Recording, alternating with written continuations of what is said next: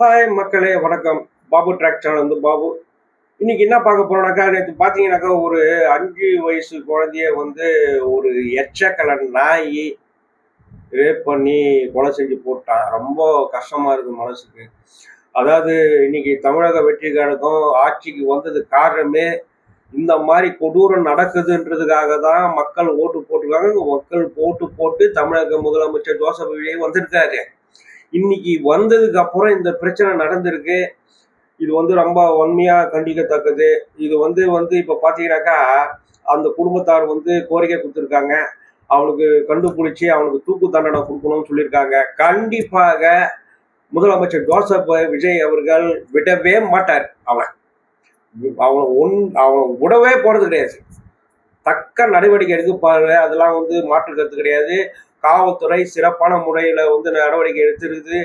அவங்கள தேடிட்டு இருக்காங்க. கண்டிப்பா பிடிப்பாங்க. அவங்களுக்கு தண்டனை நிச்சயம், தூக்கு தண்டனை நிச்சயம் கிடைக்கும்.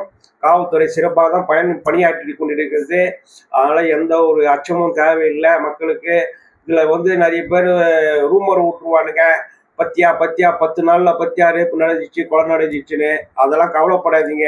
இதுல வந்து வந்து 10 நாள் ஆகுது. ஒன்று ஒன்றதான் சரி பண்ணிட்டு வர முடியும். காவல்துறையே சரி பண்ணியிருக்காரு. காவல்துறை ரொம்ப மும்முரமாக வந்து எல்லா இதுலேயுமே துறையிலுமே வேலை செஞ்சுட்டு இருக்காங்க. காவல்துறையை குறைய சொல்ல முடியாது. அந்த அளவுக்கு கமிஷனர் ஆர்டர் போட்டு பண்ணிட்டு இருக்காங்க.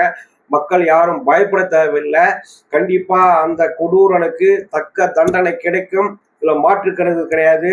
நன்றி, வணக்கம்.